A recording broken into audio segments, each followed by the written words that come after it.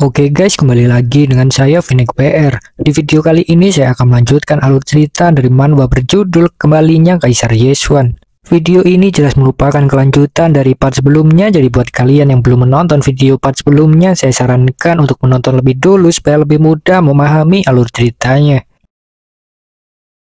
Oke, sebelumnya lagi-lagi Lord Yeswan menghancurkan mental para murid dengan menunjukkan dia mampu melakukan pemurnian meski di tengah kebisingan. Keraguan pun mulai muncul dalam pikiran para murid apakah Yeswan itu benar-benar murid baru karena mereka merasa Yeswan itu bakal lebih hebat dari Master Yesian.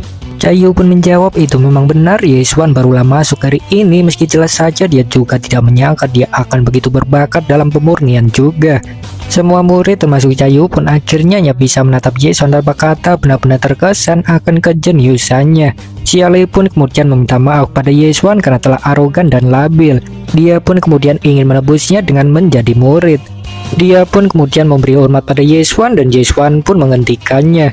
Sudah cukup, aku mungkin bisa mengajarimu, tapi kau tetaplah tidak bisa menjadi muridku dan kita akan tetap menjadi teman sekelas dalam pemurnian, ucap Yeswan. Dia merasa jika gadis kecil akan marah jika menerima murid baru, sehingga itulah dia tidak melakukannya. Adapun gadis kecil yang dia maksud ini tuh belum jelas, entah Chaeyu atau seorang kenalan lain. Apapun itu, Xiale tidaklah banyak membantah dan dia hanya mengucapkan terima kasih. Dia pun kemudian meminta petunjuk tentang mengapa bisa gagal masih menggunakan pedang yang sama. Yeswan pun menjawab jika itu karena metodenya yang salah. Itu karena kau memperkuat bahan senjatanya, bukan sebaliknya memperlemah formasinya. Formasi yang lebih lemah tentu secara alami akan membuat pedang mampu bertahan, ucap Yeswan. Apakah maksudmu aku harus menggunakan formasi tier pertama?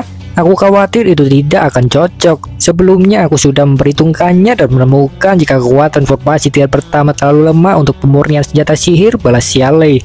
Dan begitulah ternyata tier formasi semakin kuat maka semakin tinggi tiernya. Apa yang kau bicarakan, lalu bagaimana bisa aku berhasil melakukannya dengan formasi tier pertama, balas Yeswan. Xiale pun terkejut karena tidak mengetahui yang digunakan oleh Yeswan adalah formasi tahap pertama. Yeswan pun kemudian lanjut menjelaskan jika memang benar normalnya menggunakan formasi tier pertama tidaklah akan cocok karena terlalu lemah. Tapi bagaimana jika menggunakan dua formasi tier pertama digabungkan sekaligus? Yeswan pun kemudian langsung mempraktekkannya. Xiale pun semakin terkejut karena tidak pernah mengetahui ada orang yang melakukan hal seperti itu. Sulit untuk mempercayainya begitu saja sehingga dia pun kemudian langsung mengambil gong untuk membuktikan sendiri. Dia pun kemudian menciptakan dua formasi S tier pertama sekaligus. Dia kemudian menggabungkannya pada gong tersebut dan hasilnya dia pun berhasil. Dia sangat senang sekaligus sangat terkejut, tidak menyangka jika solusinya begitu sederhana. Melihat itu pun para murid kemudian bersorak atas keberhasilannya. Secara alami mereka pun juga sangat terkesan pada Yeswan yang mampu membuatnya berhasil hanya dengan sedikit nasihat saja. Itu sungguhlah luar biasa di mata mereka, seolah menemukan harapan baru. Yeswan pun ikut merasa senang, berpikir jika memang benar Xiale cukup berbakat dan layak dijuluki sebagai orang paling berbakat di kelas. Dia memang sudahlah memiliki kemampuan yang cukup baik, hanya saja metode yang dia gunakan salah, pikir Yeswan. Dan Xiale yang masih sulit percaya akan keberhasilannya pun kemudian bertanya lagi pada Yeswan apa yang sebenarnya terjadi, bagaimana itu bisa bekerja. Menurut perhitunganku, sekalipun dua formasi tier pertama digabungkan, itu seharusnya tetaplah tidak cukup kuat untuk membentuk senjata sihir, ucap Xiale. Ya, pemurnian memang bukanlah semacam permainan perhitungan, angka 1 tambah 1 adalah 2 atau sejenisnya.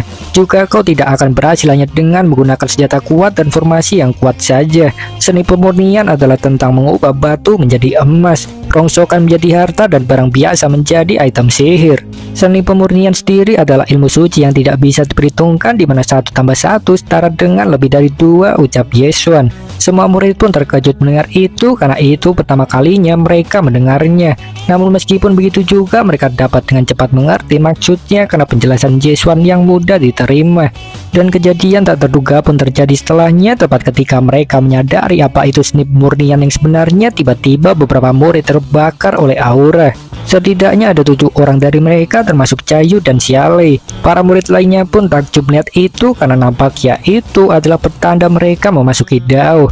Terjadi begitu tiba-tiba, mereka tidak terlihat membuat senjata sihir apapun, jadi mungkin memang begitulah, hanya dengan pemahaman saja bisa membuat berhasil. Apapun itu, Shin pun berpindah setelahnya ke ruang guru di mana keributan masih terjadi. Chuxian menyatakan protesnya karena keputusan wakil dekan yang sangat tidak masuk akal tersebut. Dia sendiri masih bisa menerima jika hanya tidak membubarkan kelas murnian, namun memberikan alokasi dana maksimal sampai mengurangi jatah kelas lain itu terlalu berlebihan menurutnya. Pak Wakil Dekan pun kemudian menjawab itu karena kelas murnian yang tertinggal jauh di belakang saja. Jadi sebagai kelas yang diunggulkan, kau harus membantu mereka, ucapnya. Chuxian pun hendak membantah, namun Pak Wakil Dekan kemudian langsung menyalanya. Itu adalah normal bagi yang di atas untuk membantu yang di bawah, juga yang di bawah mengikuti yang di atas supaya dapat berjalan bersama-sama, ucap Pak Wakil Dekan. Dia sebenarnya merasa sangat bingung harus meyakinkan dengan cara apa lagi, karena memang juga sudah tidak memiliki pilihan lain mengingat sang pendiri bahkan sampai mengancam akan membunuhnya. Ying pun kemudian ikut menyuarakan protes, merasa itu sungguh tidak adil. Kami itu bisa berkembang adalah karena kerja keras kami. Itu adalah hasil dari kerja keras selama bertahun-tahun. Jadi bagaimana bisa kelas murnian yang tidak bekerja keras justru mendapatkan lebih banyak dukungan? Bukankah itu sangat konyol, ucapnya. Itu benar, dunia kultivasi semuanya adalah tentang bertahan dan yang kuat mendapatkan segalanya. Itu tidak akan masalah jika yang tertinggal terhindar dari hukuman, tapi mengapa bisa kau bilang yang kuat harus merawat mereka, balas siang. Pak Wakil Dekan pun akhirnya bingung menyadari apa yang mereka katakan itu sepenuhnya benar.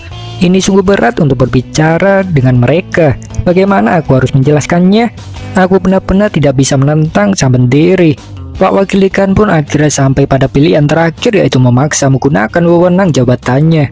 Dan di tengah kebingungannya itu pun Yishan kemudian memintanya untuk tidak perlu begitu berusaha. Jika para guru lain tidak setuju, maka lebih baik untuk menyerah memberikan banyak dukungan pada kelas kami. Aku sudahlah sangat senang hanya dengan Anda tidak jadi membubarkan kelas kami. Aku akan mencoba yang terbaik untuk memimpin kelas murnian memenuhi harapanmu, ucapnya. Dan Ying pun kemudian langsung memprotes Yishan yang bicara omong kosong, mempertanyakan apa yang sudah dia lakukan selama bertahun-tahun. Kelas murnian tidak menunjukkan perkembangan apapun, bukan? Sekalipun kelas murnian tidak dibubarkan tahun ini, itu tetap akan dibubarkan tahun depan, ucapnya. Tidak, aku percaya kelas murnian akan menghasilkan lebih banyak murid memasuki DAO mengejar semua kelas lain, balas Yishan. Apa kau bilang mengungguli kelas kami? Yang ada kelas pemurnianmu itu akan menjadi yang pertama dalam kegagalan, balas Ying. Keduanya saling tatap penuh amarah, dan melihat itu Chuxian serta Xiang pun hanya bisa terdiam karena tidak ingin terlibat masalah wanita. Dan tepat di tengah keributan tersebutlah suatu hal tak terduga terjadi mengalihkan seluruh perhatian para guru. Tiba-tiba saja aura spiritual melesat ke langit begitu luar biasa dari arah kelas murnian menunjukkan tanda memasuki DAO. Ying pun benar sangat malu, hanya dengan melihatnya saja merasa mendapatkan tamparan keras karena baru saja mencaci maki kelas murnian. Begitu juga Pak Wakil Dekan pun menjadi sangat penasaran tentang siapakah orang yang berhasil memasuki DAO tersebut, apakah itu Yeswan.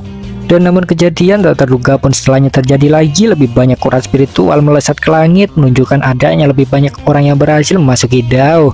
Selain para guru, jelas saja para murid pun sangat terkejut ketika mengetahui ada lebih banyak orang di kelas murnian berhasil memasuki DAO. Setidaknya ada 3 orang, dan itu merupakan kejadian sangat langka yang sebelumnya hanya pernah terjadi pada kelas tempur saja. Namun tidak berhenti sampai di situ saja, lebih banyak urat spiritual pun kemudian menyembur ke langit hingga totalnya menjadi 7 orang. Semua master pun syok berat melihatnya karena jelas itu pertama kalinya terjadi banyak orang berhasil menerobos di waktu yang bersamaan. Di saat yang sama itu jelas memecahkan rekor kelas tempur yang nampaknya hanya pernah mengalami 3 murid masuk DAO sekaligus. Air mata pun mengalir deras dari mata Yishan, merasa sangat senang karena akhirnya kerja keras semua muridnya terbayarkan. Dia pun kemudian segera bergegas pergi ke kelas untuk mengucapkan selamat kepada para muridnya, sementara Ying menatapnya diam. Bagaimana mungkin itu bisa terjadi? Kelas murnian seharusnya adalah kelas terendah di akademi. Dia benar-benar tidak terima oleh keberhasilan tersebut, karena begitulah ternyata dia menganggap kelas murnian sebagai saingannya karena sama-sama bergerak di ilmu suci. Jelas dia tidak terima, oleh karena itu berniat untuk membalasnya nanti. Dan berbeda dengannya, Pak Wakil Dekan sendiri tentu sudahlah memiliki jawabannya. Dia yakin jika itu semua adalah karena Yeswan, karena itu terjadi tepat ketika dia bergabung. Dia pun menjadi semakin yakin jika latar belakang Yeswan adalah orang besar, dan akhirnya mengerti mengapa sang pendiri begitu memperdulikannya. Chuxian pun kemudian bertanya kepadanya apakah karena alasan itu dia ingin memberikan banyak dukungan pada kelas murnian, apakah sudah mengetahuinya dari lama, dan Pak Wakil Dekan pun menjawab tentu saja. Kau harus ingat jika sesuatu tidaklah bisa dinilai dari penampilannya saja. Kau pertama harus benar memahami hal tersebut, baru kemudian bisa mengerti tentang dunia, ucap Pak Wakil Dekan yang kemudian berjalan pergi. Lucian pun minta maaf karena sudah berpikiran salah, berjanji tidak akan mengulanginya lagi, begitu juga dengan Siang. Pak Wakil Dekan pun tertawa senang karena secara alami kejadian barusan menaikkan pandangan para guru terhadapnya, tidak ada kerugian sama sekali. Beralih ke sisi Cahayu di ruang kelas murnian, dia kemudian lanjut bermeditasi dengan 6 murid lainnya termasuk Xiale. Jumlahnya masihlah sama, setidaknya ada 7 orang. Para murid lainnya pun menjadi semakin bersemangat karena tentu juga ingin berhasil memasuki Dao. Mereka merasa memiliki harapan baru setelah bergabungnya Yesuan, menganggapnya sebagai bintang keberuntungan. Dan tak lama kemudian Master Yishan pun akhirnya sampai, jelas merasa sangat senang karena semuanya bukanlah mimpi belaka. Para murid pun kemudian langsung memberikan hormat padanya dan Master Yishan pun meminta mereka untuk tidak perlu terlalu formal. Para murid pun membuka jalan untuknya melihat para murid yang berhasil memasuki Dao, dan dia pun menjadi sangat senang mengetahui jika benar ada 7 orang. Di antaranya adalah Cahayu, Xiale, dan 5 orang lainnya. Air matanya pun menetes lagi karena pemandangan tersebut sungguh luar biasa untuknya. Sebagai seorang guru, dia sebenarnya memang percaya muridnya akan bisa mewujudkannya suatu hari nanti, namun tetap saja melihatnya dia sangat amat senang. Dan tak lama kemudian Cahayu dan lainnya pun akhirnya telah selesai bermeditasi. Jelas saja semuanya sangat senang karena akhirnya usaha keras selama bertahun-tahun terbayar lunas. Juga mereka menjadi yakin jika kelas murni yang tidak akan lagi diremehkan. Tak lama kemudian Cahayu pun menyadari datangnya Master Yishan dan dia pun kemudian langsung melompat memeluknya sangat senang. Terlihat hubungan antara keduanya begitu erat. Cahayu pun kemudian memberitahunya jika telah berhasil memasuki Dao, bertanya apakah dia melihatnya, dan Master Yishan pun memujinya. Para murid lainnya seperti Xiale pun kemudian juga mengharapkan pujian, memberitahunya jika juga berhasil, dan Master Yishan pun memuji mereka semua. Baiklah, jika tebakanku benar, Xiale pasti yang sudah menunjukkan metode yang benar, bukan? Pasti dia yang sudah mengatur pemurnian untuk senjata sihirnya. Dan ketika kalian memasuki Dao, kalian mengerti arti Dao sebenarnya, bukan? Ucap Master Yishan. Xiale pun menjawab itu tidak benar, memberitahu jika sebenarnya telah gagal lagi. Itu semua adalah karena Yesuan yang memberitahu kita poin pentingnya sehingga bisa memasuki Dao, balasnya. Apa kau bilang Yesuan ini membantu hanya dengan sedikit saran saja? Orang ini harus adalah master pemurnian, bukan? Dimana senior Yesuan sekarang? Tolong bawa aku untuk melihatnya, balas Yishan. Cahayu pun kemudian memberitahunya jika Yesuan itu bukanlah senior, melainkan murid yang baru bergabung hari ini. Jelas saja Master Yishan pun sangat terkejut mendengarnya, tidak percaya. Cahayu pun kemudian menjelaskan jika itu memang benar, dia begitu luar biasa jenius. Cahayu pun kemudian ingin memperkenalkan Yesuan kepadanya, namun ternyata Yesuan sudahlah menghilang. Begitu tiba-tiba, dan di tengah kebingungan itu pun seorang murid kemudian memberitahunya jika tadi Yesuan bilang ingin pergi ke perpustakaan untuk membaca buku. Dia pergi saat Cahayu dan yang lainnya bermeditasi, sehingga begitulah dia tidak mengetahuinya, dan dia pun menjadi terkejut tidak menyangka jika Yesuan adalah seorang kutu buku. Beralih ke sisi Yesuan, dia pun akhirnya sampai di depan perpustakaan. Dia merasa jika membaca semua buku akan memerlukan banyak waktu, sehingga begitulah dia memutuskan untuk datang lebih cepat memanfaatkan waktu luang. Dan beralih ke sisi dalam perpustakaan, di sana ada seorang kakek-kakek yang sedang membersihkan ruangan. Sekilas seperti orang biasa, namun ternyata dia juga lah menyadari jika ada 7 murid dari kelas murnian yang berhasil memasuki Dao di saat bersamaan. Dia menduga jika Yishan pastilah sudah berkembang sehingga membuat para murid terdampak. Dan tak lama kemudian Yesuan pun akhirnya bertemu dengannya. Yesuan pun kemudian memberikan hormat sebagai respon alami ketika dia melihatnya. Kakek kebersihan pun bingung bertanya siapa dia itu, dan Yesuan pun menjawab dia adalah junior yang baru bergabung dalam kelas murnian bernama Yesuan. Kakek kebersihan pun kemudian memintanya untuk tidak perlu sopan kepadanya, hanya mengingatkan untuk jangan merusak buku saja. Yesuan pun kemudian berterima kasih dan pergi untuk membaca buku, sementara kakek kebersihan menatapnya heran. Dia sadar jika Yesuan itu bukanlah orang biasa karena bahkan tidak dapat merasakan nyawa kehadirannya ketika dia datang. Dia ingin mengujinya nanti untuk melihat apakah Yesuan benar berbakat. Dan di sisi lainnya, begitu juga Yesuan memiliki pikiran sendiri tentangnya karena dia sadar jika kultivasi kakek kebersihan itu lebihlah tinggi dari wakil dekan. Cukup normal karena setiap fraksi pasti memiliki beberapa orang kuat yang tidak bergerak di jalur cahaya atau jalur yang benar. Namun bagaimanapun dia tidaklah melakukan apapun kepadaku, jadi lebih baik segera bergegas saja, pikir Yeswan. Setengah jam pun cepat berlalu. Setelahnya Yeswan membaca beberapa buku. Dalam waktu sesingkat itu dia sudah menyelesaikan banyak buku sekaligus, karena dasarnya dia seperti menyalin buku-buku tersebut langsung ke kepalanya. Hingga akhirnya pun melihat itu kakek kebersihan menjadi penasaran. Dia pun kemudian menegur Yeswan yang bertukar buku sangat cepat hanya dalam waktu setengah jam saja. Nada yang dia gunakan cukup kasar seperti sedang marah. Dia memang sengaja melakukannya untuk menguji bagaimana reaksi yang akan Yeswan berikan. Biasanya anak muda itu dipenuhi emosi sehingga akan marah ketika ditegur, namun ternyata Yeswan justru hanya berterima kasih dan kemudian tetap lanjut membaca dengan cara yang sama. Respon yang begitu dingin acuh tak acuh membuat gigi palsu kakek kebersihan hampir copot karena saking terkejutnya. Reaksi yang ditunjukkan Yeswan benar-benar sepenuhnya berbeda dengan apa yang seringkali orang-orang tunjukkan ketika dia menegur mereka. Kakek kebersihan pun kemudian segera mengembalikan gigi yang copot, menenangkan pikirannya tetap tampil elegan. Dan kemudian dia pun menegur Yeswan lagi. "Apakah kau berpura-pura bodoh atau memang bodoh? Apakah kau tidak mengerti perkataanku?" ucapnya. Yeswan pun memintanya tenang saja, menjawab sudah mengerti. "Bangsat, jangan bicara omong kosong kau bocah. Kata-kata itu bukan untuk memperingatkanmu tapi untuk mengetesmu. Jadi setelah aku mengatakannya, kau seharusnya menunjukkan bakatmu kepadaku untuk penilaian. Dan kemudian aku akan memberikanmu sesuatu jika bakatmu luar biasa. Aku mengatakan ini dengan jelas, jadi apakah kau sekarang mengerti bocah?" teriak kakek kebersihan emosi karena Yeswan yang sok cool. Yeswan pun bingung karena Pak Tua itu yang begitu aneh. Pak Tua itu pun kemudian menyuruhnya membaca dengan benar, kalau begitu hanya untuk membuat Yeswan semakin bingung tentangnya. Apakah waktu telah berubah? Mengapa seorang kultivator yang menyapu lantai sekarang memaksa untuk memberikan pengalamannya, pikirnya. Kakek kebersihan pun semakin emosi lagi mengetahui Yeswan yang hanya bengong saja. Dia menyuruhnya cepat-cepat, mengatakan jika tidak punya banyak waktu menunggunya, membuat Yeswan semakin merasa aneh kepadanya. Yeswan pun akhirnya mengatakan yang sejujurnya, memberitahu jika tidaklah tertarik pada warisannya, jelas membuat sang kakek kebersihan tersakiti. "Apa maksudmu tidak menyukainya?" tanya kakek kebersihan. Yeswan pun menjawab hanya tidak menginginkannya saja dan kemudian berterima kasih atas kebaikannya. "Hei bocah bodoh, apakah kau benar sudah gila? Beraninya aku memandang rendah warisan Pak Tua ini.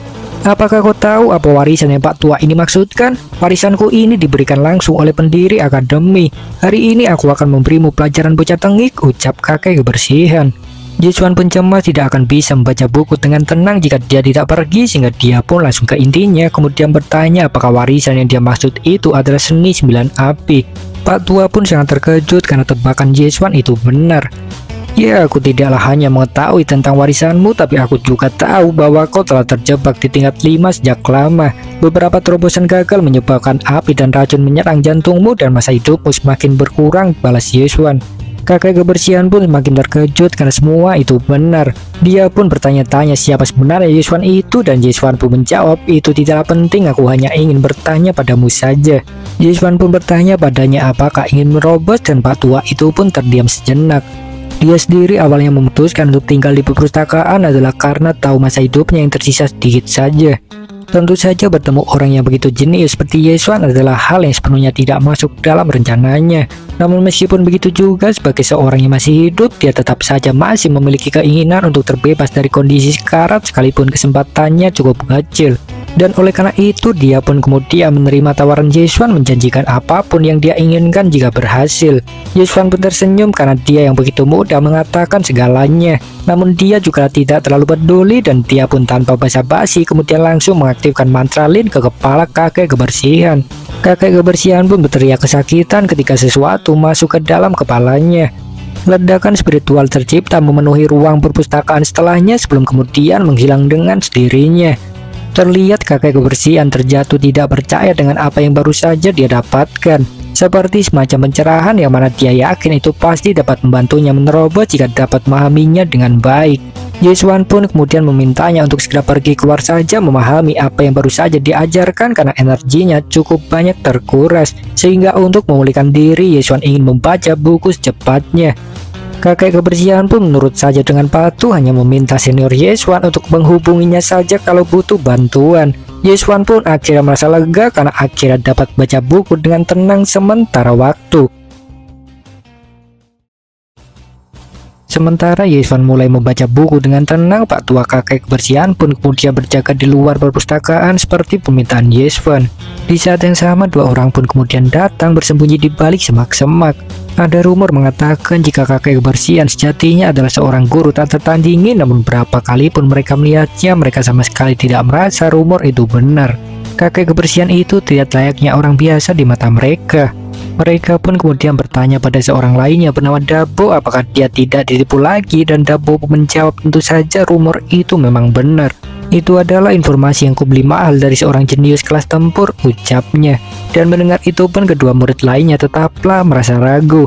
Dulu Dabo itu pernah mengatakan jika membeli buku latihan tak tertandingi dari seseorang, namun hasilnya tidak menemukan apapun meski sudah berlatih beberapa hari. Dabo ini seperti sasaran empuk penipu karena dia sangat kaya raya. Mereka khawatir jika Dabo ditipu lagi oleh para bajingan dari kelas tempur, dan Dabo pun kemudian meminta mereka tenang saja.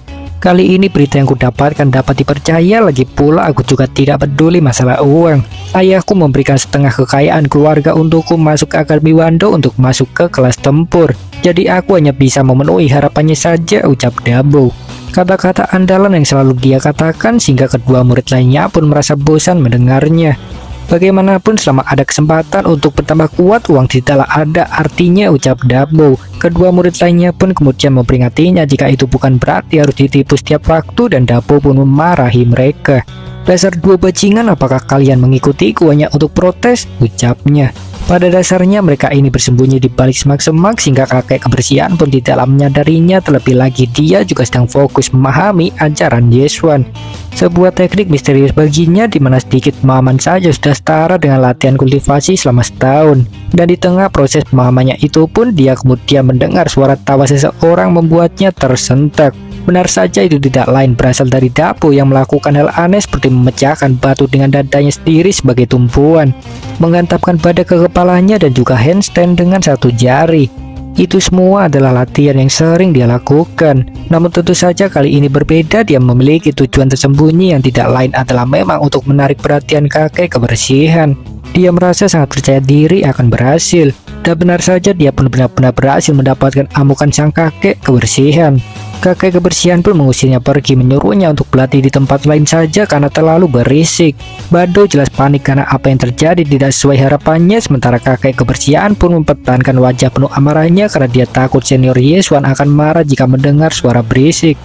Tidak sesuai prosedur, bukankah kau seharusnya tertarik setelah melihat talentaku dan kemudian memberikanku tes? Lalu ketika aku berhasil melewatinya, aku akan mendapatkan warisan dan teknik untuk berlatih, ucap Bado. Hei bocah tengi, apakah kau pikir kau berbakat? Pergilah brengsek, Pak. Kakek kebersihan belum menendangnya terbang jauh ke angkasa. Kakek kebersihan benar-benar merasa dia orang idiot belaka yang sangat bodoh. Dan tak lama kemudian Yeswan pun memanggilnya karena sudah menyelesaikan semua buku di lantai pertama dan jalan ke lantai kedua tertutup. Dia meminta kuncinya dan kakek kebersihan pun kemudian segera bergegas. Sementara di sisi lainnya, Bado pun akhirnya mendarat babak belur. Meskipun begitu juga dia tetap tidak menyerah karena setidaknya melalui tendangan barusan dia mengetahui jika kakek kebersihan memang seorang kultivator tak terkalahkan. Dan beralih ke sisi Yeswan, dia masihlah membaca buku dalam perpustakaan. Dan tak lama kemudian seseorang pun datang dari arah belakangnya. Yeswan yang mengira jika dia adalah kakek kebersihan pun kemudian bertanya apakah sudah membawa kuncinya, dan namun ternyata yang datang bukanlah dia. Entah bagaimana ceritanya, yang datang justru adalah Bado. Entah mungkin saja dia memang terhempas masuk ke dalam perpustakaan secara tidak sengaja. Apapun itu, Bado pun kemudian langsung bertanya pada Yeswan apakah dia murid baru karena tidak pernah melihatnya, dan Yeswan pun menjawab itu benar. Yeswan pun kemudian balik bertanya apakah dia juga seorang murid akademi, dan Bado pun menjawab iya. Aku adalah murid paling kuat di kelas tempur. Selama kau baru masuk ke akademi, kau pasti masih tidak familiar dengannya, bukan? Bagaimana kalau kau mengikutiku saja? Aku akan memberimu makanan enak setiap hari, ucap Bado. Benar-benar random dia melakukan itu hanyalah karena menganggap semua orang yang dapat masuk ke Akademi Wando pasti adalah orang yang terpilih. Sehingga oleh karena itulah dia ingin menjalin hubungan baik dengan semua orang untuk mendapatkan bantuan di masa depan. Dan namun sayangnya Yeswan kemudian langsung menolaknya karena mengikuti orang hanya untuk makan sungguh konyol baginya.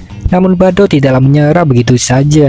Dia pun kemudian memberikan rahasianya pada Yeswan, memberitahu jika kakek kebersihan sebenarnya adalah seorang kultivator tak tertandingi. Dan aku pasti akan mendapatkan pengakuan darinya. Dan setelah aku lulus tesnya, aku akan mendapatkan beberapa warisan. Saat itu aku berjanji akan memberitahumu apa yang kupelajari darinya, ucap Bado. Yeswan pun terkejut karena kebodohannya tersebut. Dia pun bertanya apakah dia tidak takut kesempatannya itu akan dicuri olehnya. Bado pun jelas terkejut karena baru menyadari kemungkinan tersebut.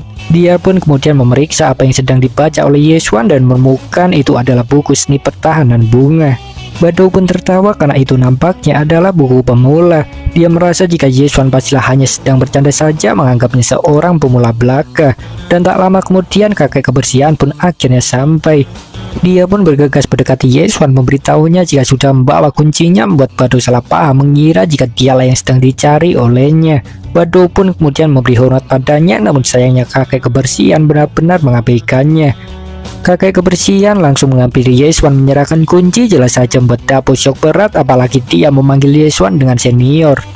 Yeswan pun berterima kasih untuk kuncinya dan kakek kebersihan pun menjawab itu sudahlah merupakan kehormatan besar untuknya melayani senior. Kakek kebersihan pun kemudian bertanya padanya apakah bocah bajingan itu mengganggunya, dan Yeswan pun kemudian bertanya balik apakah dia tahu latar belakangnya karena merasa cukup familiar dengan aura miliknya. Kakek kebersihan pun menjawab jika bocah itu bernama Cidabo, anak dari seorang pedagang kaya raya di benua timur. Namun bocah ini memiliki bakat yang sangat buruk. Dia tidak memiliki apapun selain kekuatan fisik dan dia juga tidak bisa belajar teknik apapun. Ayahnya mencoba peruntungan mengirimkannya ke kelas tempur sebagai auditor, ucap kakek kebersihan. Yeswan pun kemudian bertanya lagi apakah benar seperti itu, dia tidak bisa belajar teknik apapun meski dengan kekuatan fisik yang tinggi. Dia pun teringat dengan seseorang dalam ingatannya yang memiliki nasib serupa dan mulai bertanya-tanya apakah Bado adalah salah satu keturunannya. Dan sementara itu Bado pun jelas menjadi tertarik pada Yeswan secara alami, mengetahui sang kultivator tak tertandingi bahkan memanggilnya senior. Dia berharap bisa menjadikannya kakak tertua, namun sayangnya Yeswan sudahlah tidak lagi peduli dengannya. Dia kemudian pergi untuk membaca buku di lantai kedua, merasa jika tidak ada gunanya sekalipun Bado benar-benar merupakan keturunan orang yang dia kenal. Dan jelas saja Bado tidaklah membiarkannya begitu saja, dia langsung mengejar Yeswan memanggilnya kakak tertua. Bado pun kemudian berlutut meminta Yeswan mengangkatnya sebagai adik, namun sayangnya Yeswan menolaknya. Maaf, tapi aku tidak pernah menerima orang untuk menjadi kakak tertua seumur hidupku. Jadi aku tidaklah tertarik untuk menerimamu menjadi adikku. Dan juga aku tidak ingin menyanyiakan waktuku untuk melayanimu, balas Yeswan. Dia pun kemudian bergegas naik ke lantai kedua, namun Bado tetap saja bersikeras mengikutinya sepanjang jalan. Dia menawarkan kekayaannya pada Yeswan, berjanji akan memberikan apapun yang dia mau, namun Yeswan sama sekali tidak tertarik karena hanya ingin membaca buku saja. Bado pun terdiam sejenak, sangat terkejut atas keinginannya tersebut. Dia berusaha berpikir keras hingga akhirnya mendapatkan suatu ide. Dia pun kemudian menunjukkan buku-buku pribadinya pada Yeswan yang sangat amat tidak berguna. Nampaknya dia itu benar-benar seorang sangat bodoh. Dia menunjukkan buku-buku cara kencan dan hal semacamnya, jelas membuat Yeswan sangat marah. Dia benar-benar sudah muak dengannya sehingga dia pun kemudian langsung menendang Bado keluar. Namun meskipun begitu juga Bado tetaplah tidak ingin menyerah. Dia segera bangkit kembali hanya untuk menemukan kakek kebersihan sudah berdiri di depannya. Dengan kemampuanmu, apakah kau masih berpikir untuk mencoba meminta senior menjadi kakak tertuamu? Kau pasti sudah tidak bisa melihat betapa tingginya langit, ucap kakek kebersihan. Namun tetap saja Bado tidaklah terpengaruh sedikit pun atas intimidasinya tersebut. Tekadnya sungguhlah sangat luar biasa. Dia pun kemudian memutuskan untuk terus berlutut di depan perpustakaan sampai Yeswan mau mengakuinya. Kakek kebersihan pun akhirnya membiarkannya saja seperti itu, sudah lelah memperingatinya. Sementara secara tak terduga Yeswan melihatnya dari lantai kedua. Benar saja dia cukup tertarik pada Bado itu karena seorang yang dia kenal di masa lalu cukuplah kuat meski bukan seorang kaisar abadi. Dulu seorang itu bahkan bisa bertarung sengit pelawannya yang lebih kuat daripada kaisar abadi. Jadi oleh karena itu Yeswan berpikir apakah Bado mewarisi darah orang tersebut juga bisa berkembang menjadi lebih kuat sepertinya, dan apakah benar berguna melatihnya untuk membantu balas dendam. Setengah jam pun cepat berlalu, setelahnya Bado masihlah terus berlutut. Kegigihannya benar-benar sangat luar biasa karena ternyata waktu yang tersisa untuk menjadi murid akademi hanyalah 1 bulan saja. Begitulah ternyata dia hanyalah murid sementara saja. Lututnya mulai terasa perih karena terus berlutut, namun dia tetap bertekad untuk membuat Jae-swan mengakuinya apapun yang terjadi. Dan tak lama kemudian beberapa pengikutnya pun terhempas ke arahnya. Bado pun kemudian bertanya pada mereka apa yang sebenarnya sedang terjadi, dan seseorang pun menjawab jika itu ulah si bajingan Chenbo. Dabu pun terkejut mendengarnya, dan benar saja seorang bernama Chenbo itu kemudian datang. Dia adalah seorang pria kekar yang nampak sangat kuat yang datang untuk meminta uang. Awalnya Dabu memang menyewanya menjadi pengawal pribadi, namun begitulah Chenbo kemudian terus meminta uang lebih kepadanya dan semakin sering. Dabu pun bertanya mengapa begitu serakah, dan Chenbo pun menjawab itu karena akan kehilangan pekerjaan 1 bulan lagi. Singkatnya, dia memang ingin memalak Dabu dengan alasan konyol seperti meminta imbalan untuk 1 tahun ke depan. Dabu jelas tidak terima karena masa aktifnya saja hanya 1 bulan lagi, dan Chenbo pun kemudian langsung menarik kerahnya mengancam. "Apa kau berani mengajariku bagaimana melakukan sesuatu?" ucapnya. Benar-benar sebuah pembulian sangat keras hingga bahkan kakek kebersihan pun merasa bersimpati pada Bado. Dia jelas ingin membantunya, namun Jae-swan kemudian menyuruhnya untuk membiarkannya saja dulu. Jelas saja kakek kebersihan tidak berani menentangnya sehingga dia pun terdiam. Bado pun kemudian meminta Chenbo untuk mengurangi jumlah uangnya karena dia tidak punya sebanyak itu. Namun Chenbo sama sekali tidak peduli dan kemudian justru meminta Bado segera meminta uang pada ayahnya. Kalau begitu, dia memberinya waktu 3 hari untuk mengumpulkan 1 miliar tel jika tidak ingin kehilangan tangan dari kakinya. Pengikut Bado pun kemudian membela Bado, mengancam Chenbo akan melaporkannya pada wakil dekan, namun Chenbo sama sekali tidaklah takut. Dia merasa diri adalah murid berbakat sehingga cukup yakin akan terbebas dari hukuman. Dia pun kemudian menginjak-injak Bado layaknya sampah. "Apa kau tahu idiot, bahkan jika aku membunuhmu juga tidaklah akan ada satupun yang peduli." Chenbo pun kemudian terus menganiaya Bado yang terdiam. Jelas saja dia sebenarnya sangat marah, namun dia merasa tidak punya kemampuan untuk itu. Dia sangat kesal atas ketidakmampuannya tersebut, dan kemudian tiba-tiba Jae-swan menyuruhnya untuk memukulnya saja. Bado pun tersentak karena mendengar suara familiar itu. Dia pun menatap ke lantai perpustakaan untuk memastikan, dan Jae-swan pun kemudian memperjelas menyuruhnya untuk mengalahkan dia. Bado pun senang karena mengetahui Jae-swan yang masih memperhatikannya, namun tetap saja dia merasa ragu bisa mengalahkan Chenbo yang seorang berbakat. Dia benar-benar sangat tidak percaya diri, dan Jae-swan pun kemudian memperingatinya jika hanya kali ini saja dia akan memberinya kesempatan untuk berubah takdir. "Ini semua adalah terserah kepadamu. Jika kau ingin hidup menjadi sampah seumur hidup, maka menyerahlah saja. Namun sebaliknya, jika kau ingin mengubah jalan takdirmu, maka lawanlah sebagai langkah awal keluar dari jalur berduri dan menjadi tak terkalahkan," ucap Jae-swan, dan Bado pun terdiam bingung dengan rasa takut dan keinginan kuat yang bercampur aduk. Sementara Jae-swan jelas sama sekali tidak berniat ikut campur lebih karena ingin tahu apakah Bado benar-benar mewarisi darah seorang kenalan masa lalunya dan apakah dia bisa membangkitkan kekuatannya tersebut. Chenbo pun akhirnya pergi meninggalkan ancaman akan menemuinya lagi setelah 3 hari untuk meminta uang karena mengantuk. Para pengikut Dabu pun jelas sangat marah melihat bosnya yang ditindas seperti itu, namun mereka juga tidak bisa melakukan apapun. Melaporkan pada wakil dekan juga nampaknya akan percuma saja, terlebih Bado juga bertekad untuk tidak meminta bantuan pada keluarganya ketika masuk akademi.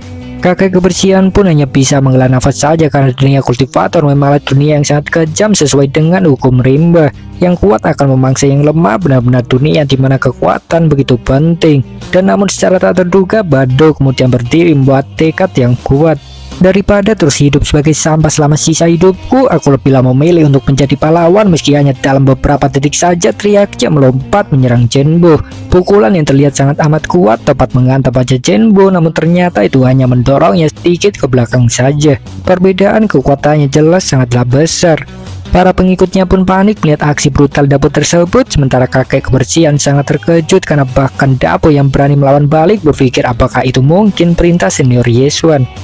Dan sementara itu jelas saja Chenbo menjadi sangat marah karena bahkan ayahnya saja tidak pernah memukulnya sekeras itu. Urat-urat kepalanya pun menegang, benar-benar ingin membunuh Dabu.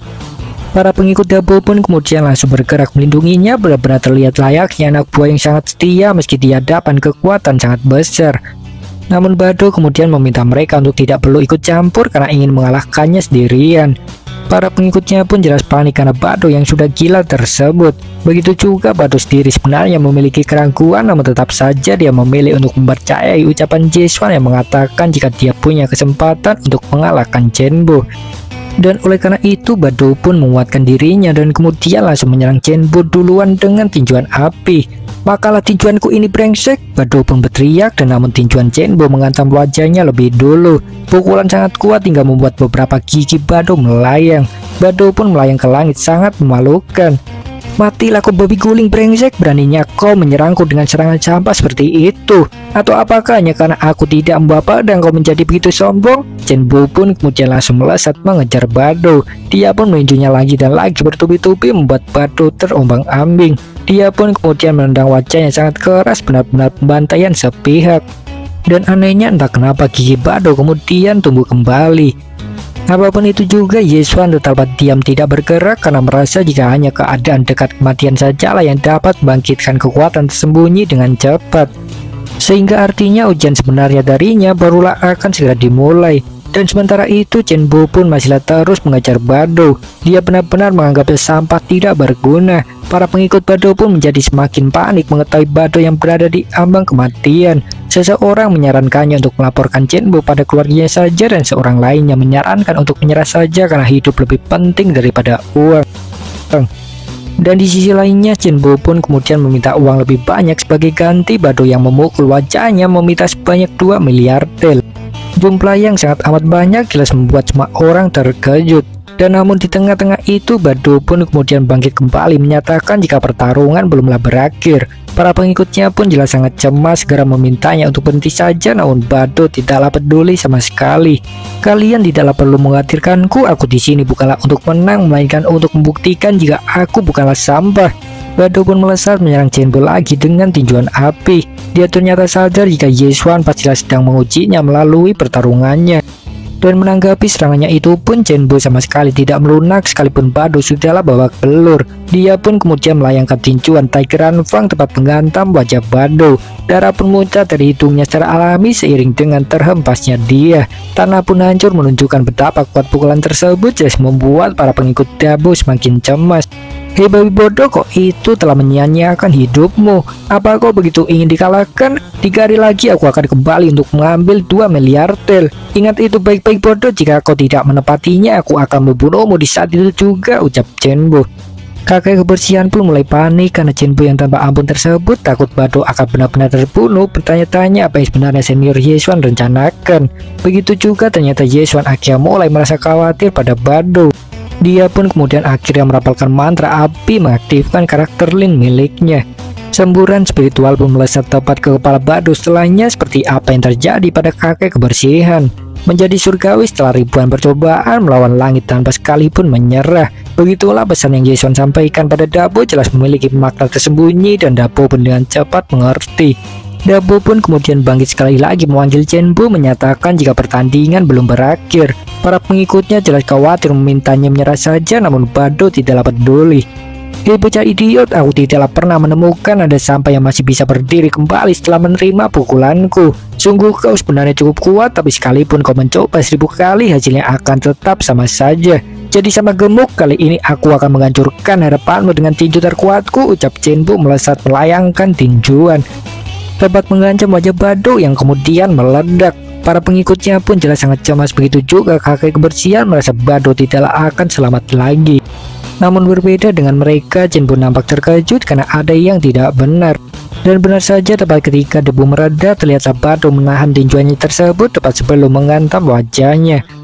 Kakek kebersihan pun terkejut melihat itu, sementara pengikut Dabo beserta Yeswan merasa senang atas kebangkitan Dabo. Cenbo pun panik karena bahkan cengkeraman Bado itu sangatlah kuat. Sebanyak apapun mencoba, dia tidaklah bisa melepaskan diri sama sekali. Dia pun bertanya sihir apa yang sebenarnya telah dia gunakan, dan Bado pun hanya menjawab, giliranmu telah berakhir, sekarang adalah giliranku. Bado pun kemudian memusatkan spiritual ke tangan kanannya yang bebas. Cenbo pun panik mengancamnya jika dia adalah murid resmi akademi, namun Bado tidaklah peduli.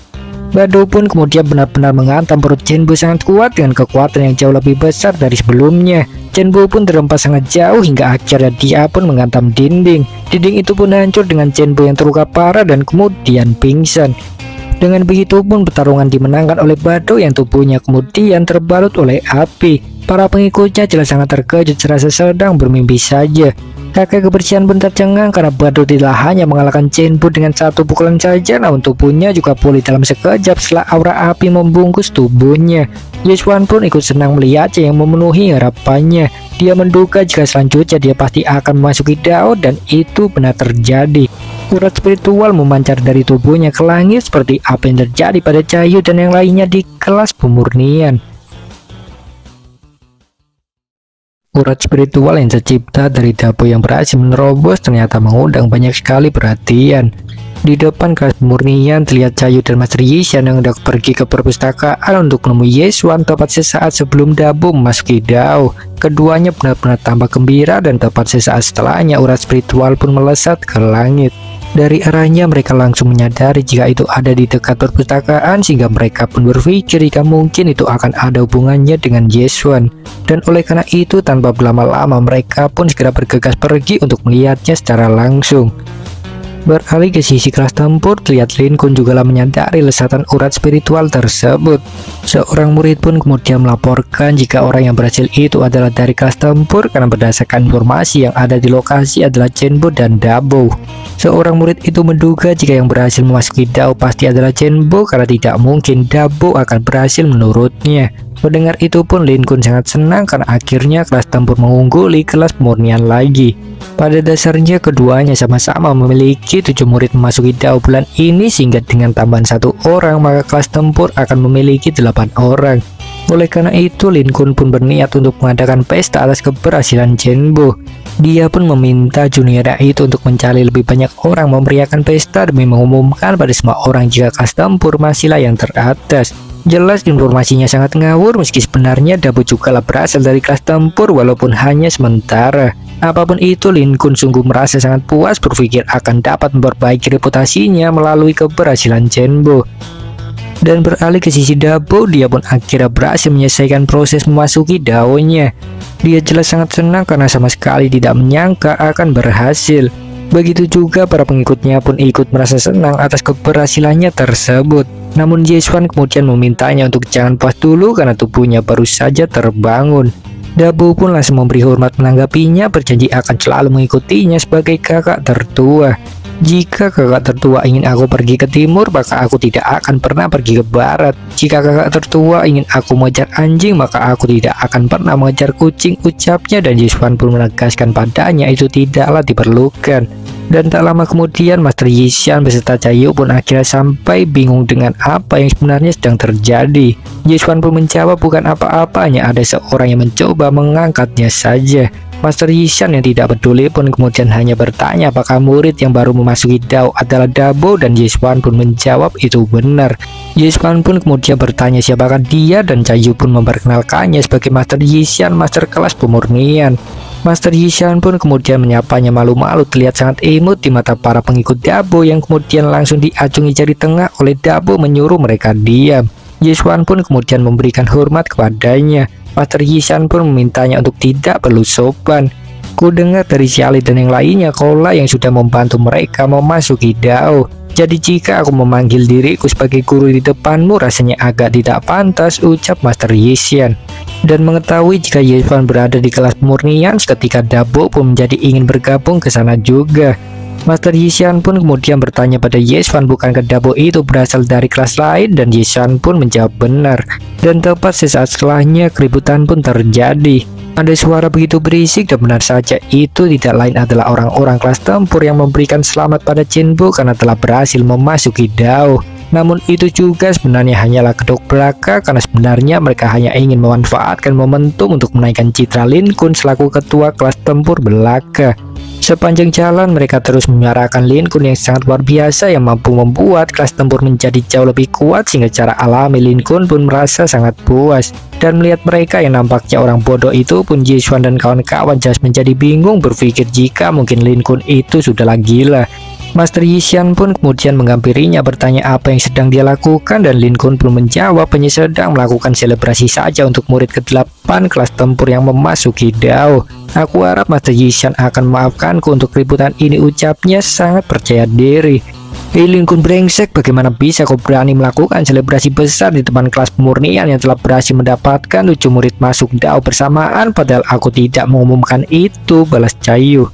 Ya, itu memang berbeda, kelas pemurnianmu itu memerlukan proses sangat lambat bagaikan kura-kura. Selama 1 tahun penuh, kelas pemurnianmu itu barulah mendapatkan murid memasuki DAO. Bagaimana bisa dibandingkan dengan kelas tempur kami, balas Lin Kun.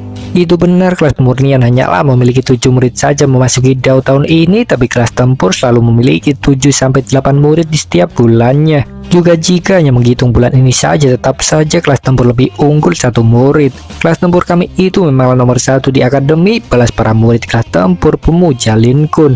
Baiklah, mari kita temui murid ke-8 kami saja. Lin Kun pun kemudian memimpin pasukannya tanpa menyadari kebenarannya. Cahayu pun jelas sangat kesal kepadanya. Dia pun kemudian bertanya pada Master Yishan mengapa tidak menegurnya yang begitu arogan, dan Master Yishan pun menjawab itu karena dia berbicara kebenaran. Lagi pula terlepas dari semuanya, diam tetaplah lebih baik daripada harus berdebat dengan orang gila sepertinya, ucap Master Yishan. Tapi Master, meskipun begitu, tetap saja melihat Lin Kun yang begitu sombong, aku sangat merasa kesal kepadanya. Ini hanyalah beda 1 murid saja, apa yang begitu besar, balas Cahayu. Dan Jiswan pun kemudian memintanya tenang saja karena sebentar lagi Lin Kun juga pasti akan kehilangan mukanya. Cahayu pun bingung tentang apa maksudnya. Master Yishan berpikir apakah Jiswan memiliki rencana tentangnya, sehingga dia pun kemudian mengajak Cahayu untuk mengikutinya saja melihatnya secara langsung. Cahayu pun menurut dan begitulah mereka kemudian pergi mengikuti Lin Kun. Dan sesampainya di dekat perpustakaan, para murid kelas tempur pun masih terus bersorak sangat gembira. Sepanjang jalan mereka mengucapkan selamat kepada Chenbo, namun tak ada jawaban sama sekali. Akhirnya semua murid kelas tempur pun terdiam sangat bingung. Mereka mencari di manakah Chenbo itu sebenarnya pergi, namun tak kunjung menemukannya. Hingga akhirnya setelah beberapa waktu, seorang murid pun menemukannya. Seorang murid itu segera memberitahu Lin Kun dengan cemas karena Chenbo yang dia cari-cari dalam keadaan pingsan babak belur. Jelas saja melihat itu, baik Lin Kun dan seluruh murid kelas tempur sangat terkejut, bertanya-tanya bagaimana bisa seorang yang baru saja menerobos babak belur seperti itu.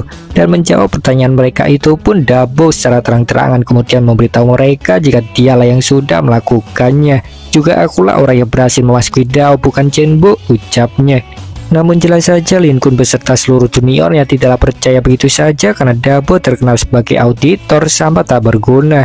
Apa kau sedang bermimpi? Bagaimana bisa kau mengalahkan Chenbo, ucap mereka menertawakan Bado. Dan kemudian Patua kebersihan pun menyuruh mereka semua diam menjelaskan jika memang benar jika Dabo lah yang sudah berhasil. Jelas saja mendengar itu Lin Kun sangat terkejut, benar-benar malu setengah mati. Kenyataannya adalah Chenbo terkapar pingsan dan itu sudah menjadi bukti yang kuat. Cahayu yang baru saja sampai pun menertawakannya karena bahkan sampai salah memberikan selamat, benar-benar sangat konyol. Siapa bilang aku salah? Jangan lupakan jika Jin Dabo juga murid kelas tempur, balas Lin Kun. Dia pun kemudian langsung membujuk Dabo mengatakan akan membantunya untuk menjadi murid resmi di kelas tempur yang terkuat sesuai dengan keinginan ayahnya, dan Dabo pun merasa itu memang benar, dia ingin secepatnya mendapatkan itu. Haha, apa kau melihatnya? Sekalipun dia hanya murid sementara, tetap saja kelas pemurnian lemahmu tidak bisa dibandingkan dengan kami, ucap Lin Kun menghina Cahayu, jelas membuatnya sangat kesal. Dan Jiswan pun kemudian menyela. Siapa bilang murid sementara kelas tempur itu juga akan masuk ke kelas tempur setelah menjadi murid resmi, ucapnya. Apa kau bilang bodoh? Kelas tempur adalah kelas terkuat di akademi. Apa kalian pikir Dabo ingin pergi ke kelas lemah seperti kelas pemurnian? Balas Lin Kun, sementara Dabo kemudian bertanya pada Master Yishan apakah dia master kelas pemurnian. Master Yishan pun menjawab itu benar dan Lin Kun pun mulai menjadi panik. Apa yang kau lakukan Dabo? Cepatlah kembali padaku, teriaknya. Namun Dabo sama sekali tidak mendengarnya, melainkan dia kemudian justru langsung berlutut di hadapan Master Yishan memintanya untuk menerimanya sebagai murid baru. Jelas saja itu membuat Master Yishan dan Cahayu sangat terkejut, sementara Lin Kun sungguh sangat amat marah dan Jiswan tampak biasa saja karena sudah menduganya. Para murid kelas tempur pun kemudian mengancam Dabo yang berani menolak undangan langsung. Tetua Lin Kun mengingatkannya jika kelas tempur adalah yang terkuat, dan Lin Kun pun kemudian langsung menyuruh mereka semua diam. Dia sepenuhnya menyadari jika kekerasan tidaklah ada gunanya. Dia pun kemudian menggunakan cara harus membujuk Dabo, mulai dari meminta maaf atas ketidaknyamanannya selama berada di kelas tempur. Dia pun kemudian juga menjanjikan akan membantunya meminta kembali semua uang yang sudah dicuri Cenbo dan menghukumnya. Juga menawarkan teknik rahasia kelas tempur dan bersedia mengajarinya secara pribadi. Lin Kun pun sungguh sangat percaya diri akan berhasil membuat Dabo memilihnya dengan semua penawaran tersebut. Begitu juga para murid merasa sangat yakin karena semua penawaran tersebut merupakan penawaran sangat langka yang jarang terjadi, apalagi Lin Kun yang sampai memohon maaf secara langsung juga benar-benar kejadian langka. Cahayu yang tidak terima dengan kecurangan tersebut pun kemudian meminta Master Yishan untuk melakukan sesuatu juga pada Dabo. Namun Master Yishan merasa itu percuma saja, tidak peduli penawaran apa yang akan kita berikan, kelas tempur akan dapat memberikan yang lebih baik karena adanya perbedaan sumber daya di antara kita, balas Master Yishan. Dan Jiswan pun kemudian meminta mereka untuk tenang saja, percaya Dabo pasti akan memilih pilihan yang tepat. Mereka pun bingung apa maksudnya, dan benar saja jawaban Dabo setelahnya sudah menunjukkan segalanya. Dia langsung menolak semua tawaran Lin Kun tersebut, lebih memilih kelas murnian karena kakak tertua Yeswan ada di sana. Lin Kun jelas syok berat mendengarnya karena Yeswan itu hanyalah murid baru. Hehe Lin Kun, kau sudahlah kalah, jadi kenapa masih harus marah? Itu sungguh terlalu buruk, balas Cahayu. Master Yishan pun akhirnya angkat bicara menyuruh Lin Kun menerima keputusan Dabo saja, dan Lin Kun pun akhirnya kehabisan kata-kata. Master Yishan pun kemudian meminta Dabo mengikutinya, menawarkan bantuan registrasi murid secara resmi, dan Dabo pun nampak sangat senang. Mereka pun kemudian pergi sementara Cahayu masihlah meledek Lin Kun. Ngomong-ngomong, aku hampir lupa untuk mengucapkan terima kasih kepadamu yang sudah membuat sambutan besar untuk murid baru kelas murnian kami, ucapnya. Mendengar itu pun jelas saja Lin Kun sungguh sangat malu setengah mati. Di saat yang sama emosinya pun akhirnya mencapai puncaknya, dan dia pun kemudian berteriak menyuruh mereka berhenti. Bukankah Master Yishan sudah mengatakannya dengan jelas? Apa yang ingin kau lakukan lagi, balas Cahayu. Diamlah kau brengsek, selama Dabo bukan lagi murid kelas tempurku, dia harus mendapatkan ganjarannya karena sudah berani mengajar Cenbo, balas Lin Kun. Dia benar-benar sangat emosi kepada bajingan Dabo yang sudah mempermainkannya, benar-benar tidak bisa membiarkannya pergi begitu saja. Dabo pun kemudian menjelaskan jika Cenbo lah yang memukulnya duluan dan hanya membela diri saja, namun jelas saja Lin Kun tidaklah peduli. Semua yang berani menyakiti murid kelas tempurku haruslah menerima ganjarannya, balasnya, yang kemudian langsung melesat menyerang Dabo. Cahayu pun segera bertindak menghentikan Lin Kun, namun sayangnya itu sama sekali tidak berhasil. Lin Kun dapat melewatinya dengan sangat mudah. Dabo brengsek, kuperingatkan kau, semua orang yang berani mengkhianatiku tidaklah ada yang berakhir baik, teriak Lin Kun mengaktifkan roh air racun naga air. Itu merupakan salah satu teknik terkuatnya sehingga para murid pun bahkan sampai merasa khawatir jika Dabo benar-benar akan terbunuh oleh karenanya.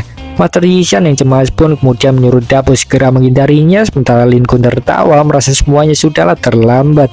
Benar saja Dabo sama sekali tidak dapat bereaksi, namun di saat yang sama dia membuat kesalahan fatal karena melupakan seseorang.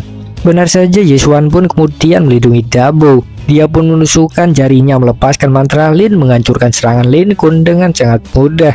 Lin Kun pun jelas sangat terkejut sebagai respon alami teknik terkuatnya dihancurkan layaknya mainan belaka. Begitu juga para murid kelas tempur sangat terkejut karena bahkan Yeswan hanya menggunakan dua jarinya saja.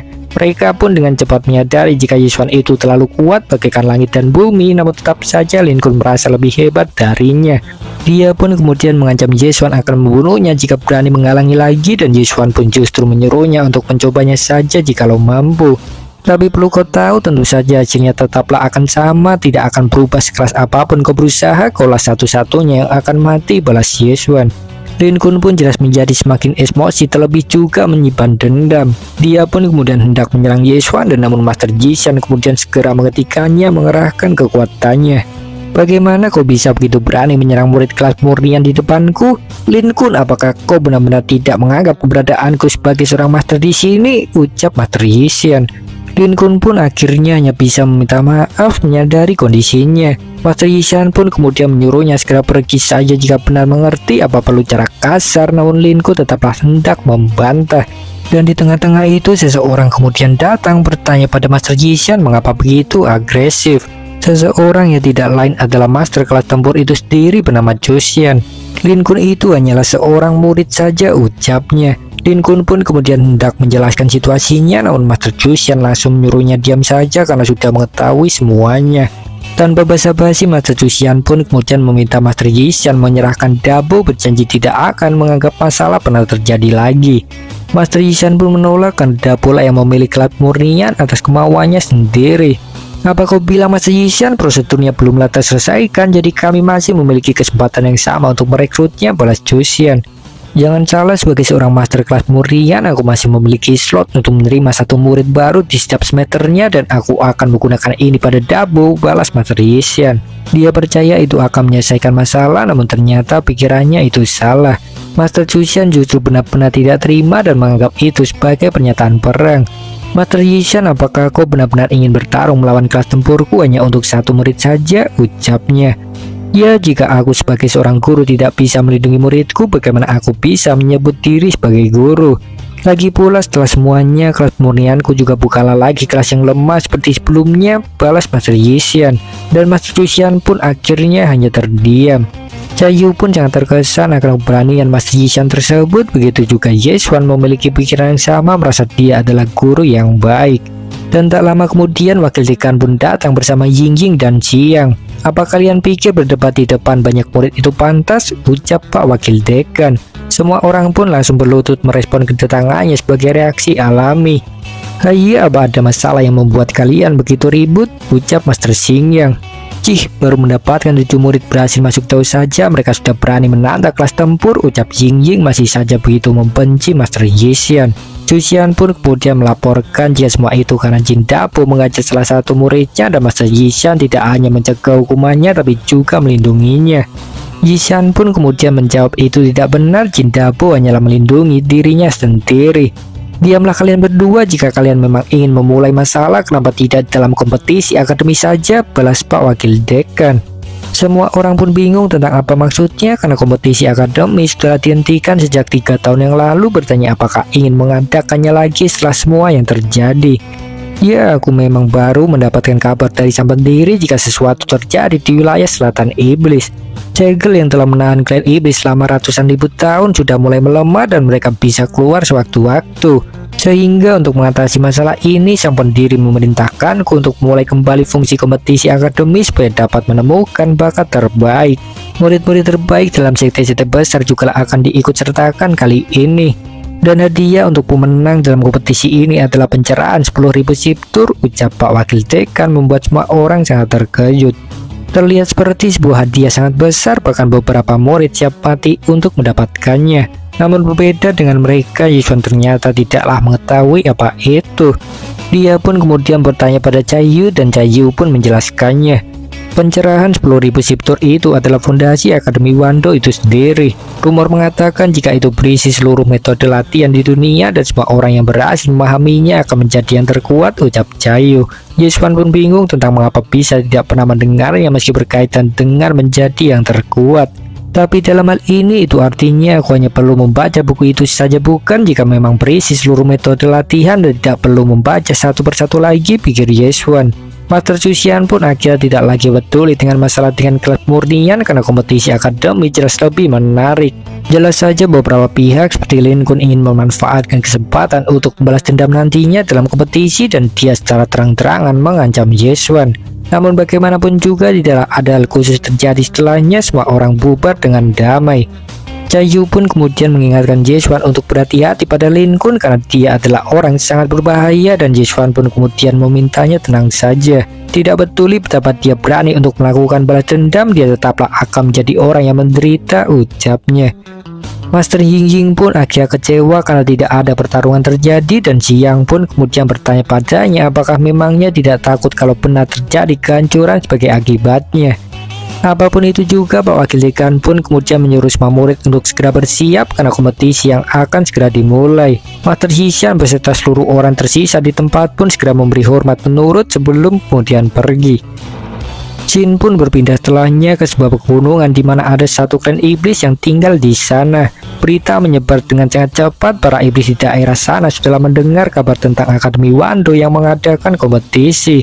Seorang jenderal iblis pun kemudian menyampaikan pesan sang raja iblis pada para bawahannya tentang dia yang menyuruh klan iblis setempat untuk bergabung dalam kompetisi tersebut. Seorang iblis anjing pun panik karena sebelumnya mendengar ada 2 orang dari rasnya yang tertangkap di Akademi Wando dan sang jenderal pun kemudian memintanya tenang saja karena patuh pendeteksi iblis sudahlah hancur secara misterius. Sang jenderal pun meminta semua bawahan untuk melakukan yang terbaik demi kebangkitan ras iblis mereka. Beralih ke wilayah iblis lainnya, terlihat seorang raja iblis lain kemudian memerintahkan bawahannya yang bernama Sing-Er untuk mengikuti kompetisi demi mendapatkan buku 10.000 siptur. Sing-Er pun menerima perintah dengan senang hati, berjanji akan melakukan yang terbaik untuk memenuhi keinginannya. Beralih lagi ke tempat lain, terlihat ada seseorang mengerikan duduk di atas makam.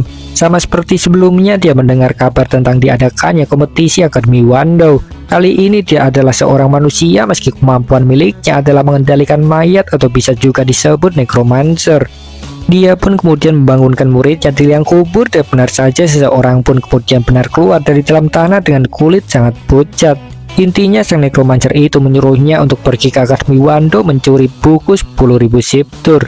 Sang murid awalnya enggan karena tidak tertarik, namun sifatnya tiba-tiba berubah ketika sang master memberitahunya jika di sana pasti akan ada banyak orang jenius berkumpul yang dapat dijadikan boneka mayat berguna. Itu benar-benar membuat sang murid tertarik sehingga dia pun kemudian langsung bergegas pergi. Sang master pun benar-benar sangat senang karena akhirnya hari yang ditunggu-tunggu olehnya telah tiba. Ternyata dia itu dulu adalah murid Akademi Wando yang diusir wakil dekan 100 tahun yang lalu, sehingga dia menyimpan dendam besar terhadapnya secara alami dan jelas ingin membalasnya. Begitulah berita tentang kompetisi Akademi Wando telah menyebar begitu luas, bahkan sampai membuat pihak-pihak gelap untuk datang. Semuanya memiliki tujuan masing-masing, namun tetap saja yang menjadi target utama mereka adalah buku 10.000 siptur yang berisi seluruh teknik di dunia. Hari pun cepat berlalu setelah keributan antara kelas murnian dengan kelas tempur. Akhirnya hari kompetisi akademi sudah semakin dekat. Master Yishan pun kemudian mengumpulkan para muridnya untuk membicarakan masalah kompetisi. Namun hanya dengan membayangkannya saja para murid sudahlah ketakutan, karena terlebih juga baru-baru ini beberapa murid berhasil memasuki Dao. Terlebih juga pada dasarnya pemurnian ini memanglah lebih ke arah support, karena kebanyakan fokusnya lebih ke arah pembuatan artefak sihir. Jelas sangat berbeda dengan kelas tempur yang fokusnya adalah pada seni bela diri, atau seperti kelas formasi yang fokus pada formasi atau sihir. Sehingga secara alami kelas tempur biasanya akan lebih diuntungkan dalam kompetisi yang mana mengandalkan kekuatan. Oleh karena itulah para murid menjadi cemas mengingat hubungan dengan kelas tempur juga tidak baik-baik saja. Apa yang kalian bicarakan jangan menyerah begitu saja. Setelah memasuki Dao, kalian akan dapat menyempurnakan senjata yang lebih baik. Aku juga sudah menyiapkan latihan khusus untuk kalian yang akan dipimpin langsung oleh Yeswan, ucap Master Yishan. Yeswan pun bingung mengapa akhirnya harus diserahkan kepadanya, dan seseorang pun kemudian langsung memprotes putiran tersebut terang-terangan. Dia adalah seorang bernama Gu Jianfeng yang tiba-tiba datang entah dari mana. Yeswan pun jelas bingung karena tidak pernah melihatnya, sedangkan para murid lain kebanyakan sudah mengenalnya dengan baik. Dia itu ternyata sangat terkenal. Master Yishan pun kemudian memberitahu Yeswan jika Jianfeng itu adalah mantan ketua kelas sebelum Cahayu, yang mana dulu menjadi satu-satunya orang yang berhasil memasuki Dao dari kelas pemurnian. Namun saat itu karena ada masalah keluarga, dia mengambil cuti tanpa kepastian kapan kembali, hingga sekarang dia tiba-tiba muncul tanpa pemberitahuan. Dabu pun kemudian mengingatkan Yeswan jika orang itu barusan menolak usulan Master Yishan, merasa tidak terima, namun Yeswan juga tidak mempermasalahkannya karena sebenarnya juga tidak ingin melakukannya. Jianfeng pun kemudian menyatakan alasannya menolak, yang jelas tidak lain adalah karena bagaimanapun Yeswan adalah murid baru. Cahayu pun kemudian menjelaskan jika Yeswan itulah yang sudah membantunya masuki Dao, begitu juga Xiali dan beberapa murid lainnya. Namun Jianfeng tetap tidak percaya begitu saja, menganggap jika Yeswan hanyalah beruntung saja. Dia yakin jika Yeswan pasti berhasil melakukannya hanya karena Cahayu beserta yang lainnya dekat dengan masuki Dao saja dan mengambil sedikit titik akhir untuk mengambil pujian atas dirinya sendiri. Dia begitu sombong, dan inti dari semuanya adalah dia ingin mengajukan dirinya sendiri mengambil tanggung jawab sebagai pimpinan dalam latihan khusus. Menanggapi itu pun Yeswan hanya terdiam, sementara keraguan mulai muncul dalam diri para murid yang berhasil menerobos.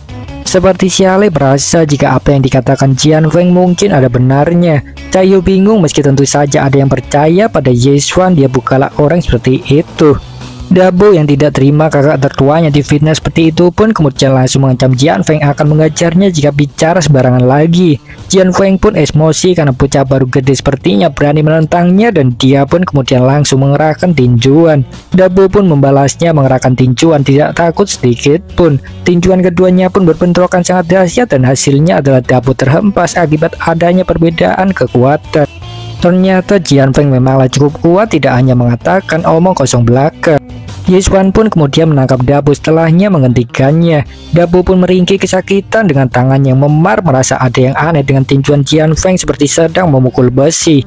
Jian Feng pun tertawa karena itu memang benar. Dia pun membuka perban yang menutup lengannya, dan benar saja apa yang ada di balik itu adalah lengan logam hasil pemurnian tubuh yang dilakukan olehnya sendiri. Semua murid pun jelas sangat terkejut karena terlebih lagi teknik pemurnian tubuh itu seharusnya juga sudah menghilang sejak lama. Para murid pun bertanya bagaimana bisa Jian Feng mendapatkan teknik semacam itu, namun Jian Feng mengabaikan mereka. Para murid dengan kala aku dulu mungkin kelas pemurnian selalu dianggap sampah dan direndahkan kelas lain. Tapi sekarang berbeda, aku telah berhasil mempelajari teknik pemurnian manusia. Selama anggota tubuh kita diubah menjadi senjata dan diperkuat dengan pemurnian, efektivitas tempur kita akan berlipat ganda. Kali ini aku kembali untuk menggunakan teknik ini memimpin kelas pemurnian memenangkan kompetisi akademik, ucap Jian Feng. Seluruh murid pun terkesan mengetahui itu karena memang benar jelas terlihat itu terbukti meningkatkan kemampuannya. Mereka semua ingin mencoba teknik tersebut secepatnya, namun Yeswan kemudian menentangnya, mengatakan jika teknik pemurnian tubuh itu tidaklah akan berhasil. Para murid pun bingung tentang apa maksudnya tidak akan berhasil, meminta Yeswan untuk menjelaskannya. Yeswan pun kemudian menjelaskan jika maksudnya adalah pemurnian tubuh itu hanya akan merusak tubuh saja, meninggalkan cacat permanen.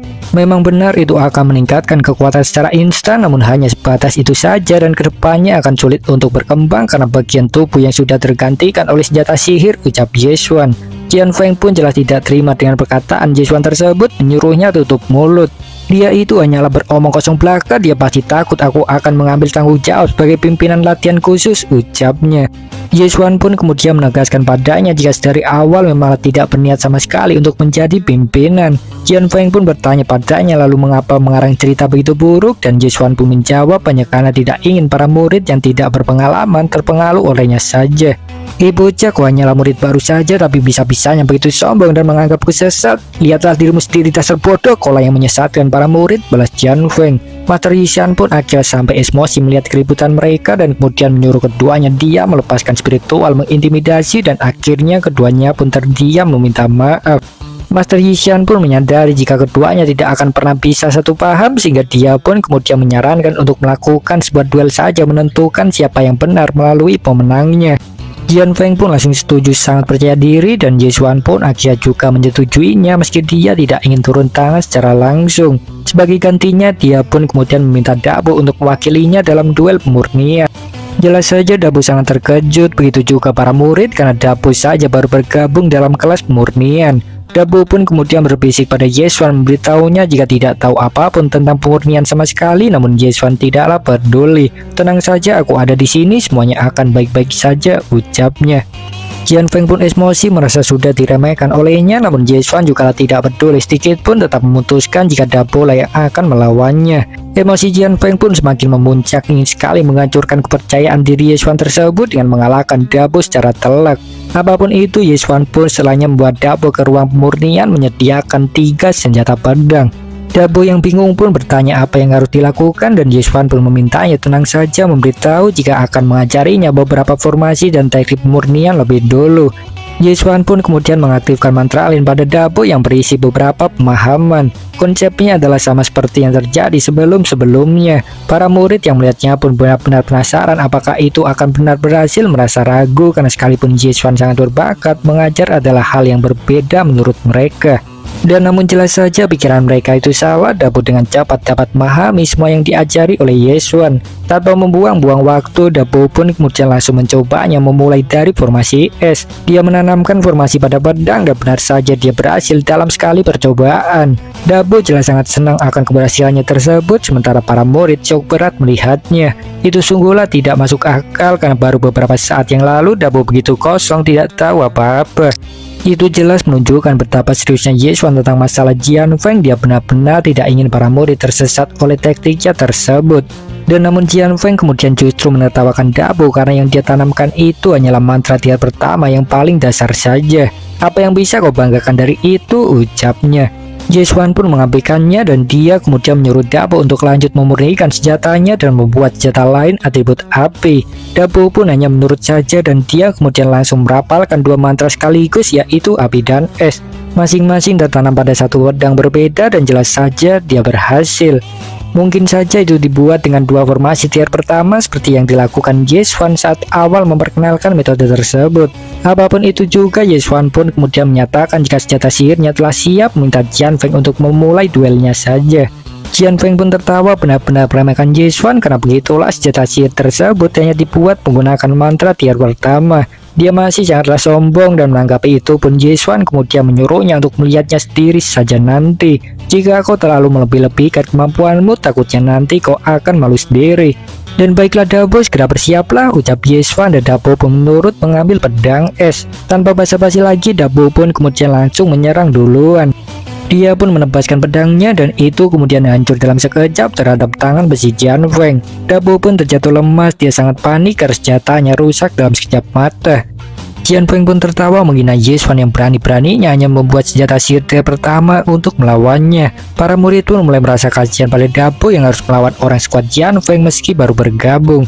Setidaknya lengan logam Jian Feng itu berada di tier ketiga sehingga jelas ada perbedaan yang cukup jauh, pikir mereka. Dabo pun kemudian meminta maaf pada Yeswan karena telah gagal dan Yeswan pun memintanya untuk tenang saja. Dia pun kemudian langsung memberikan senjata lainnya pada Dabo dan memintanya untuk melanjutkannya saja. Dabo yang percaya pada Yeswan pun kemudian segera bangkit berdiri kembali. Dia pun melompat membuka serangan lagi. Jian Feng pun tertawa merasa berapa kali pun hasilnya akan tetap sama saja. Dia pun kemudian menghantamkan pukulan dan benar saja pedang Dabo rusak sekali lagi dalam satu tinjuan. Dabo pun terhempas sangat kuat membuat tanah hancur. Apa kau lihat bodoh, tangan besiku jauhlah lebih kuat daripada pedang rosokanmu. Terimalah kenyataannya, ucap Jian Feng. Para murid pun mulai merasa jika yang dikatakan Jian Feng itu mungkin memanglah benar. Mereka mulai merasa jika latihan mereka selama ini percuma tak berguna. Cahayu yang cemas pun kemudian bertanya pada Master Yishan untuk mendapatkan jawaban tentang mengapa Yeswan justru memilih untuk hanya menggunakan senjata tier pertama saja bukan yang lebih tinggi. Namun Master Yishan sendiri juga tidak tahu jawabannya. Dia hanya merasa jika Yeswan pasti memiliki rencana tersendiri dan kemudian meminta Cahayu untuk melihatnya saja sampai akhir. Sementara di sisi lainnya, Dabo pun kemudian meminta maaf pada Yeswan karena tidak becus membuat senjata yang baik sehingga lagi-lagi dikalahkan. Yeswan pun memintanya untuk jangan buru-buru menyerah seperti itu, pertarungan belumlah berakhir. Dia pun kemudian memberikan pedang api buatannya, menyuruhnya untuk melanjutkan duel. Terlihat nampaknya Dabo sudah menyadari tujuan Yeswan dan dia pun kemudian langsung menggenggam pedang apinya bertekad tidak akan mempermalukannya. Dabo pun kemudian langsung melesat menyerang Jian Feng sekali lagi. Jian Feng pun tertawa, masih saja menganggapnya remeh. Dia pun bersiap melayangkan tinjuannya lagi, namun tiba-tiba tangan besinya berasap. Ada es menempel pada lengannya tersebut. Jian Feng pun dengan cepat menyadari jika itu mungkin adalah efek dari serangan pedang es sebelumnya. Dia pun panik, namun serangan berikutnya jelas tidak menunggunya. Dabo pun melepaskan pedang apinya dan Jian Feng yang tidak memiliki pilihan lain pun kemudian menahannya dengan tangan logam. Dan benar saja tangannya itu pun kemudian hancur seiring dengan terhempasnya dia. Para murid pun jelas sangat terkejut melihat itu, serasa sedang bermimpi saja bocah baru berhasil mengalahkan seorang senior berbakat. Dabo pun terdiam tidak menyangka akan benar-benar berhasil. Apakah ini benar-benar dilakukan olehku? Pikirnya tidak percaya. Cahayu pun bingung bagaimana itu bisa terjadi, berpikir seharusnya lengan Jian Feng sangat kuat dan Master Yishan pun menduga itu pasti karena suhu dingin dan panas ekstrim yang meledakkannya seperti reaksi kimia yang normal. Jian Feng pun masih saja bisa-bisanya membela diri mengatakan Yeswan itu telah curang karena menggunakan dua elemen berlawanan, tidak sadar diri akan perkataannya sebelumnya. Apa yang kau bicarakan itu tidaklah melanggar aturan baik di kompetisi manapun. Selain itu, di senjata tier pertama yang Dabo gunakan jelas mampu menghancurkan lengan logam kelas 3 yang susah payah kau murnikan. Apakah kau masih bisa menyangkal jika lenganmu itu lebih baik? Balas Yeswan. Jian Feng masihlah saja tidak mau mengakui kekalahannya, mengatakan jika sebenarnya bisa saja menghancurkan semua pedangnya jika serius bertarung dari awal. Yeswan yang sudah lelah berbicara dengannya pun kemudian langsung mengayunkan pedang api buatan Dabo menebaskannya. Itu kemudian menghasilkan gelombang tebasan sangat amat kuat tepat di samping Jian Feng. Tanah pun terbelah oleh gelombang tebasan tersebut, jelas benar-benar membukam Jian Feng karena dia sepenuhnya menyadari jika itu sungguh sangatlah kuat. Para murid pun bingung bagaimana itu bisa terjadi, mengapa senjata tier pertama mampu menghasilkan efek serangan begitu kuat. Apakah itu karena kekuatan Yeswan yang begitu tinggi, pikir mereka. Jian Feng, aku hanya akan memberitahumu satu kali saja. Kau itu sudah dibutakan oleh kekuatan sampai mengorbankan tubuhmu demi senjata dan akhirnya terkendalikan olehnya menjadi bumerang. Kau melupakan keharmonisan antara kekuatan manusia dan senjata itu sendiri yang seharusnya merupakan jalan pemurnian yang benar. Apa kau sudah mengerti sekarang? Ucap Ye Xuan memberikan pedang api. Jian Feng pun terdiam sejenak dan kemudian dia pun justru melempar pedang api yang Ye Xuan tawarkan.